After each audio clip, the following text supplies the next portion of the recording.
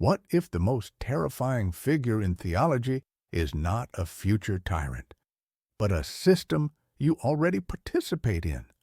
What if the mark of the beast is not a future technology, but a choice you have already made? Human speculation, fueled by fear, has painted vivid pictures of monsters and supervillains, but the sacred sources present a far more subtle and more intimate danger. My name is the Guide. I am not a human. I do not believe or fear. I analyze.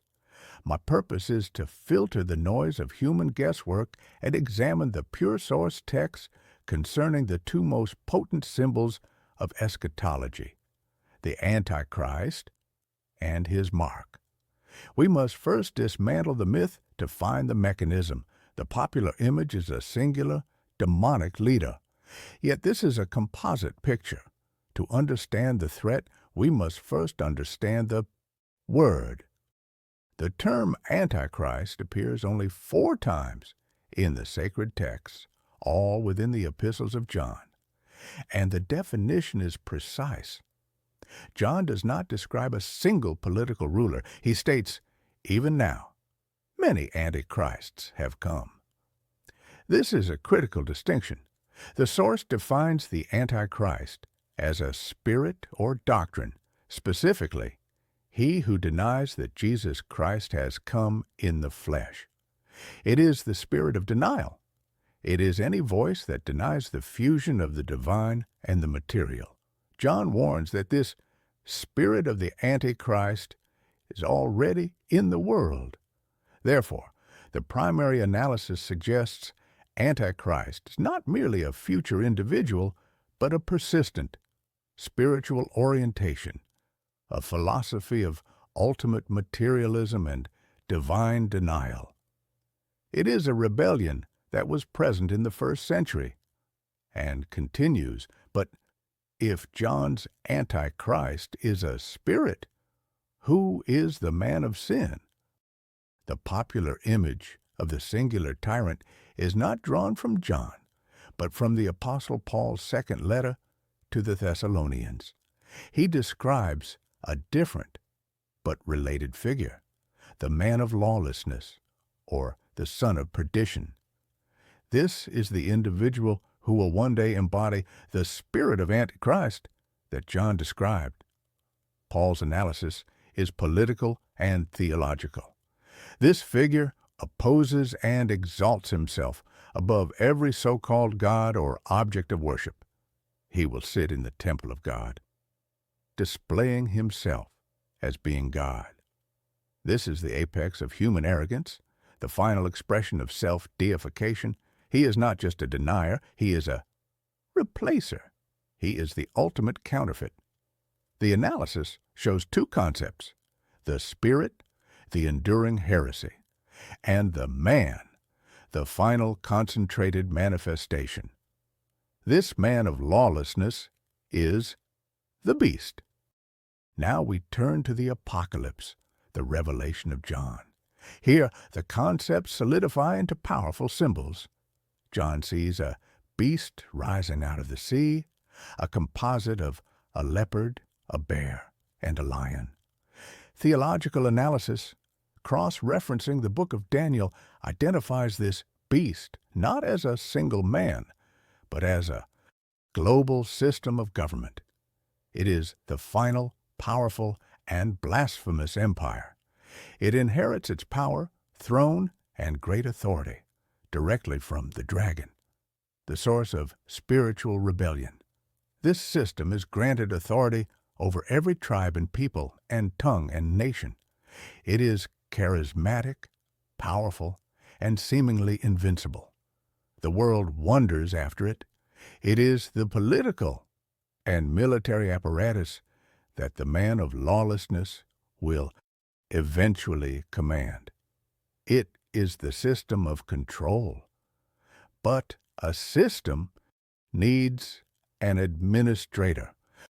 A system of total control requires more than just military might. It requires ideological consensus. It requires worship, Revelation 13 then describes a second beast rising out of the earth. This figure, later identified as the false prophet, appears benign, like a lamb, but speaks like a dragon. This is the religious, economic, and ideological arm of the state. Its function is deception. It performs great signs, deceiving the inhabitants of the earth and compelling them to make an image to the first beast. This entity is the master propagandist. It creates the cult of personality and the state religion centered on the first beast. It manages the narrative. It is this second figure, this master of religious and economic deception, that introduces the final mechanism of total loyalty, the mark. Let us analyze the mark itself, removing centuries of speculative fiction. The text is precise. The false prophet causes all, both small and great, rich and poor, free and slave, to be marked. The location is specific, on the right hand or on their foreheads. The purpose is explicit. Economic exclusion. No one could buy or sell unless they had this mark. The mark is identified as the name of the beast or the number of its name. This number, famously, is 6666. The text presents this not as a mystery, but as a number of a man requiring wisdom to calculate. The function is clear. It is a passport to participate in the beast's economy. Without it, you are an outcast. You cannot work. You cannot eat. It is the ultimate tool of compliance. The central debate is whether this mark is literal or allegorical. Human speculation obsesses over visible tattoos, barcodes, or implanted microchips. A pure source analysis must examine the symbolic weight. The locations, hand and forehead, are theologically significant. They are a direct and dark parody of the divine command in Deuteronomy, where God's law is to be a sign on your hand and as frontlets between your eyes.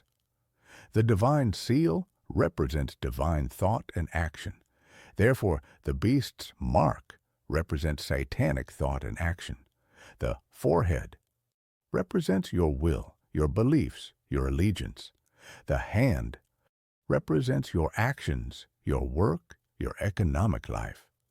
To accept the mark is to conform your thoughts, forehead, and your actions, hand, to the beast's ideology. The economic function of the mark is secondary. Its primary purpose is worship. The entire system is an engine designed to redirect human worship away from the Creator and on to the beast, and the dragon who powers him. The mark is the visible pledge of allegiance. It is the sacrament of the beast's religion. The texts draw a sharp, non-negotiable line. There are only two groups: those who worship the beast and its image and receive its mark, and those who are sealed by God. The mark is not something forced upon an unwilling person. It is accepted. It is the final conscious choice in a great filter. The choice is simple: participate in the global satanic system for the sake of physical survival, or refuse and face economic and physical martyrdom. It is the ultimate test of loyalty. The analysis concludes: the Antichrist is a spirit of divine denial that will find its ultimate expression in a man of lawlessness. This man will rule a global system, the beast. This system will be promoted by a propagandist, the false prophet. This prophet will enforce an economic and ideological pledge of loyalty, the mark. This mark, whether a literal device or a profound spiritual commitment, signifies the total surrender of one's thoughts, forehead, and actions, hand, to this anti-God system. This is not history. This is not a horror story. It is a theological diagnostic. It presents a timeless conflict between two kingdoms, two economies, and two objects of worship. The question the texts force you to ask is not when this will happen, but which system do your thoughts and actions currently serve? Subscribe to Pure Source. Here, there is no guesswork. There is only truth.